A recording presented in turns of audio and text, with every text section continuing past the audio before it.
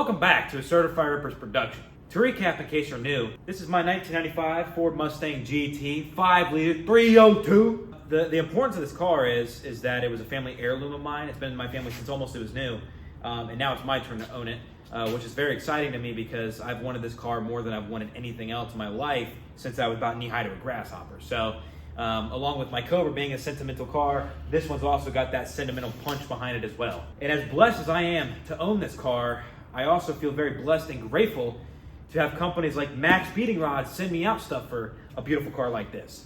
Now the 95 is bone stock. It's about as stock as you're gonna get for a car so old, you know, completely original, besides the paint of course. It's been repainted in sterling gray. But besides wheels and paint, this thing really ain't got nothing going on. Maybe a cold air intake.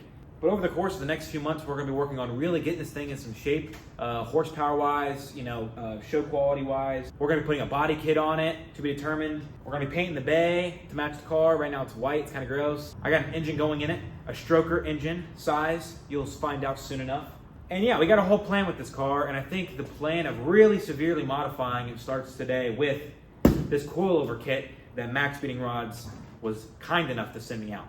And if you guys like what you see, you like the install, and you want to try a set of Maxpeedingrods, check the link in the description. You'll find it there. And again, thank you guys to Maxpeedingrods for sending me out these coilovers.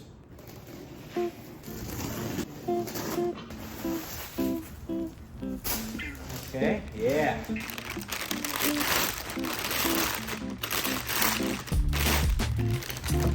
So I believe that this is going to be a divorced setup. When it comes to rear coilovers, I'm not a super knowledgeable person. It's just something I haven't really messed with a lot in the past, but we're going to be learning today.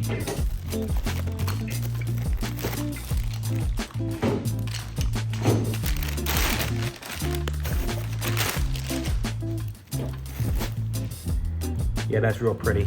That's real pretty. Matches the car, actually. Yeah, I mean, I don't see anything wrong. These welds look amazing. Look super beefy.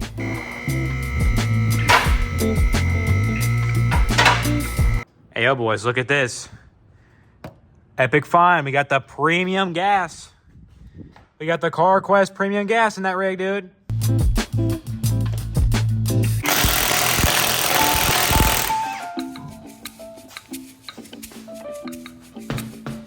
Shout out to old 𝘭𝘪𝘯𝘬𝘬, my cousin Kyle. He done painted them himself. He painted the caliper black and then did a little blue splatter on there with a glove. Look at that, we got quad shocks on this rig. I cannot believe. See, my dad owned this car too, a long time ago.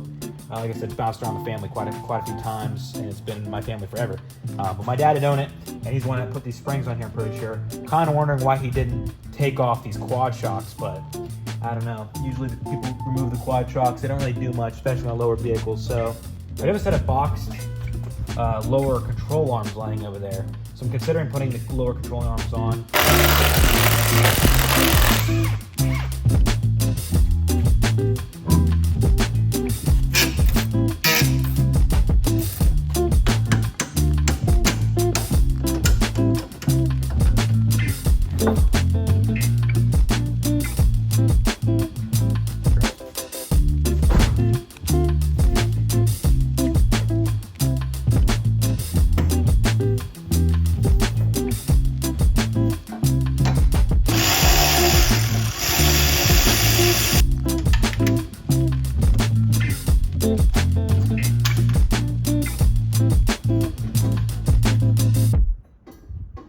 All right, guys, so I was working on this side and I was recording, and I decided to stop recording and kind of do my learning, and so I can get with you guys on this side and show you exactly what to do. And I'm not sure that I have the full grasp on how to do this, but I think I have an idea. Based off of the instructions, what I think it says to do is it says to set your spring, okay? So I have my spring set. I took a picture of this space right here so I can duplicate on the other spring. That's going to be where I start from. Of course, I probably will end up adjusting the height. I don't know exactly what that's going to be. I have no idea, really. So you set your spring, and the idea is that you take your shock out and your quad shock and all that garbage. What I'm going to do on this side, I'm going to jack up this side of the rear end, basically to a point in which the spring is like touching, and it's almost getting to the point where it's going to start really compressing it. Not like basically touching it and then just a little bit more. And then what you do is you get your shock And as you can see, it's adjustable. So this part right here will spin on this part of the shock. The mount of the shock will spin. So what you're going to want to do is you're going to want to thread that out, basically drop it up until a point where it's going to bolt in right where this is, just slightly. As you can see, I can move it a little bit, but it's definitely got some tension on it because that adjusts your travel. Now, I'm pretty sure that's how you do it, and then you got your locking nut right here. So that's how I did this side. I'm going to duplicate it on this side. I think that's how you do it. So that's kind of what I'm going with right now. So I'm going to go ahead and set the spring just like I set this one, same ride height. Go ahead and throw that in, and then get that bad unit put in there, and you go ahead and adjust it, whatnot.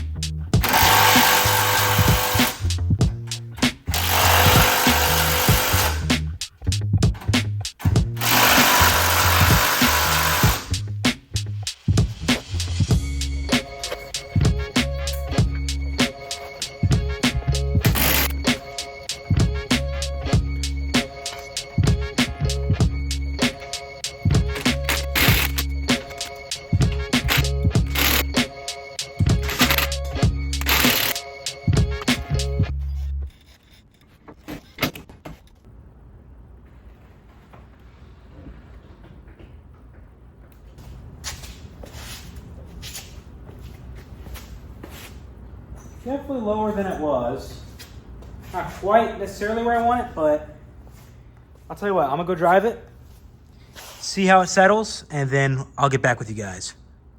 All right, so we got the coilover in. I drove the car around, didn't settle as much as I thought it was going to, so I'm adjusting the ride height. But why I looked up the proper way to adjust the ride height, I also looked into spring preload, because I didn't think that there was continuity between both sides. I didn't properly set it before I installed the coilovers, but now I know, and I'm gonna give you guys the concise that I have on it. My initial thought on coilovers was that this spring, you know, I thought the adjustment meant a certain level of stiffening or, you know, changing the rate of the spring as you raise or lower the spring, and that's incorrect. As you can see, the coils are all uniform. This spring is called a linear rate spring, so that means that no matter how much you compress it, the spring rate is going to be the exact same. This is an example of a lowering spring that came off the car, and as you can see, the top of the spring, or I guess this is upside down, the bottom of the spring is wider apart and the top is a little bit closer together. That's because this spring is designed to where the top of the spring creates a softer ride when the lower part of the spring creates a firmer ride. So the idea of, like, the more closer to bottoming out the car gets, the firmer the spring's gonna get, keep it from bottoming out, because again, this is a lowering spring designed to bring the car down, so you don't want to be bottoming out. So I thought that, hey, that's kind of how that would work, but no, that is linear, so it does not change.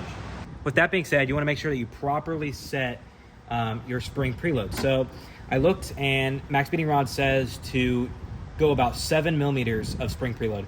Some people use the tool that you get with the coilovers, your wrench here that it comes with, to go ahead and use that as your measurement. But this is only about roughly 4 to 5 mils, so it's not quite the 7 that you need. I recommend getting yourself a caliper. It's a pretty cheap Harbor Freight investment. You probably can also get pretty cheap ones off of Amazon as well, and this will help you get exactly the proper spring load on your coilover. If not, it's not the end of the world. You could always do the wrench method. Just do about 2 of them, and that should be enough for your spring load. Just a little bit more than the manufacturer asks for, but it should be fine. But we're gonna do it the right way with the caliper, and let me show you guys how to do it.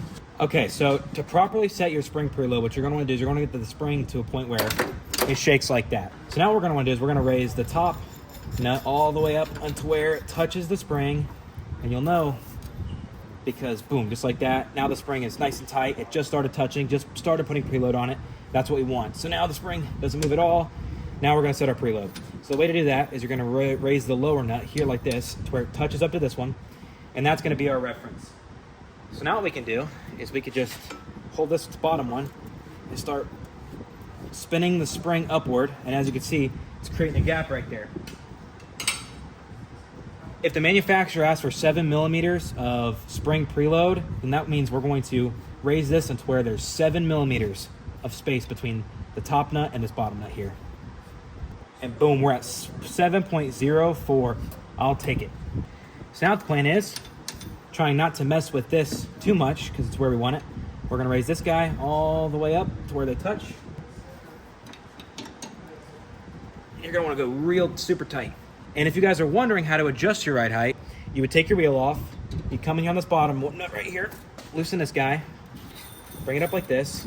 Then you're gonna grab this top one, and you see how the whole thing moves? That's how you would adjust your ride height. I have my ride height already adjusted to where I want it. I lowered both this side and that side and make sure the continuity is there by measuring this space in between here. And then we're gonna lower the car and see if the height is where I want it.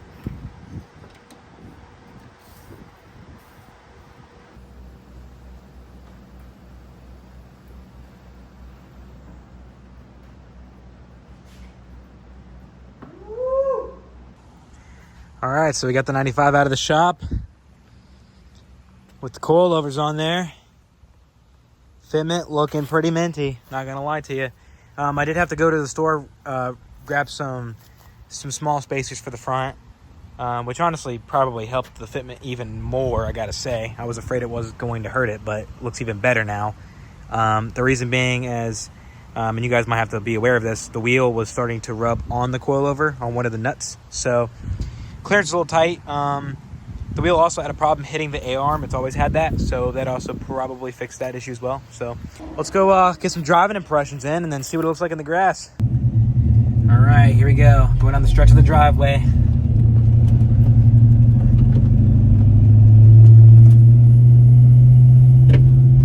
Okay, so far so good.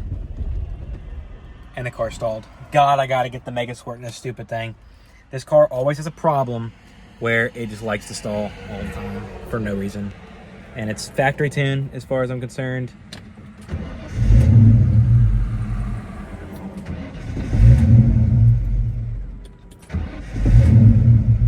The only way to fix it is just gotta like hold it up and then just go. Wherever I'm gonna go, I gotta go. And then after I drive it for 5 seconds, it's fine, it doesn't stall anymore. It's still annoying. All right, we're driving down the street, boys.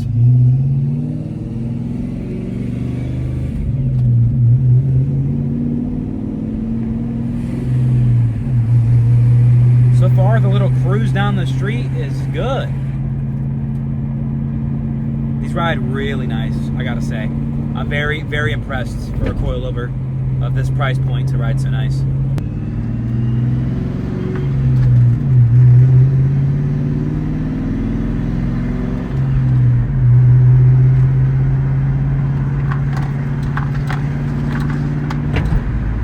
I mean, yeah, it rides really good, all things considered. All right, guys. Well, I can officially say the coilover install is complete. Maxpeedingrods, thanks again for sending me out these coilovers. The car not only rides amazing, but also looks amazing, and I'm very happy with the product. Honestly, I'm so happy that I'm actually questioning the price point at which these coilovers are sold. You guys need to bump up your prices. Guys, go get them before they do. Again, if you guys are interested in a set, go ahead and hit the link in the description for a set. As you can see, on the 95, they were super simple to install. And I hope that I had some valuable information within this video for you guys if you guys are looking to install them on your car. The car is not necessarily slammed by any measure, but the fitment, it kind of got dialed in as I was going, and I'm pretty happy with how that looks. That's a conservative amount of fitment, and I think it looks really good. Now, if I wanted to in the future to make it static, I could always lower it a little bit more, but I'm happy with this. As you can see, very handsome in the engine bay. Not much else is handsome in here, but at least that looks good now. And that leads me to my next thing. If you guys are enjoying the small block Ford SBF 9495 content on the channel, let me know. Tell me if you want to see more about this car and whatnot. Obviously, all of this needs work. I would really like to pull the engine out soon, paint the bay, which would be really nice. Maybe do a little shave, I don't know. And then put the stroker engine I have in here. So let me know, guys. Would you like to see me, sooner than later, pull the engine out, paint the bay, put the stroker engine in there? Or should I get back to the Terminator? Decisions. So stroker motor, I got a mega squirt for the car. And there's the possibilities are endless with this thing. So yeah, I'm excited to get some more work done on this thing, and I hope you guys are excited to see it as well. But yeah, guys, if you liked the video, hit the like button, subscribe if you haven't already, and I'll see you guys in the next one.